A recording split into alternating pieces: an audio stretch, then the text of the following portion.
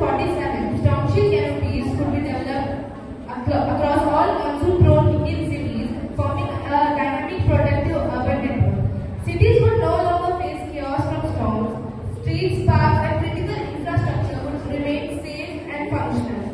The system would also harness massive volume of rainwater for sustainable urban use, reduce pollution and urban heat while protecting property, and make India a global leader in adaptive, smart, flood resilient infrastructure, showcasing innovation, sustainability, and citizen safety. And this is how it turns from storm chaos to smart safety.